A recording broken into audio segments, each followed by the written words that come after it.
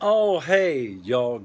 Hey, Jesus is Lord. Hey, the devil is not in charge. Thank God the word works. I got to go back over here to James chapter 1, verse 13. I want to read it to you. I want you to make sure it's King James Version. Sorry if you read another one, but I want to read this to you. James 1:13 says, "Let no man say that when he is tempted, that I am tempted of God." Now, if it says let no man say that, that means don't let anybody say it. Now, I'm going to move the camera here.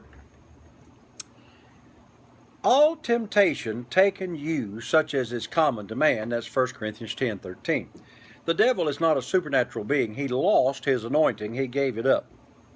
So he comes at you with the carnal, natural world, but then he tries to blame God for what he's trying to do. So let me tell you this again. I don't care what preacher has said this to you, your little local church or some great evangelist or somebody on television that's got 20,000 people in his church. My Bible says, let no man say that when he's tried, tempted, going through a hard time, that God sent it. If it says let no man say it, don't let anybody say it. So when somebody comes on the television that you just adore, that you've been a monthly partner with, and says, well, you know, the Lord sent this to me to teach me something, walk up to the TV and go, cut it off, turn the channel. Don't listen to him anymore, because if he's going to tell you that lie, he might tell you anything else. Hey, the devil's the one that's, doing all this bad stuff to you. He doesn't bring it to help you. He brings it to kill you. And if he can't kill you, he wants to destroy your marriage or destroy your life or steal your house or steal your job. So when it says let no man say that, it's no man. I'm not going to say it. I never say that. Sometimes, now listen, I'm going to be very honest with you. Sometimes I've had some situations that lasted longer than I wanted to. I mean, I've had some trials. I've been through some deals.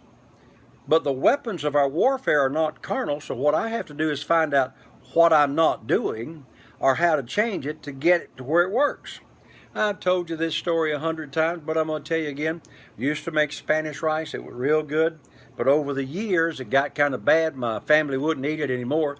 And I was talking to my mother. This has been 25 years ago.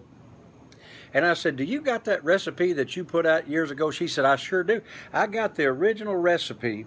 I went back to it, a dab of this, a dab of that, a little bit of bacon grease, fry the rice with the minute rice and the things that you do, add the onions, add the peppers.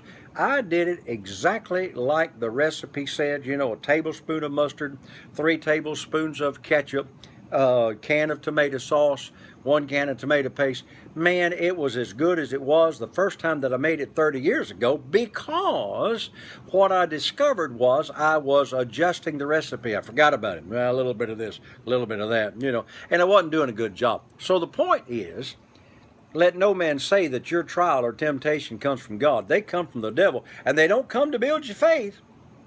They come to destroy you. Hey, I'll get back on this tomorrow because I got an idea I want to give you here. So don't let anybody tell you, well, maybe the Lord said that to you. No, no, no. Well, you never know what God's going to do. Oh, yes, you do. Why don't you go read what he said? If you'll read the book, you know exactly what he's going to do. You don't have to guess at it. He'll show you. Hey, have a great day. Remember, Jesus is Lord. Thank God the word works.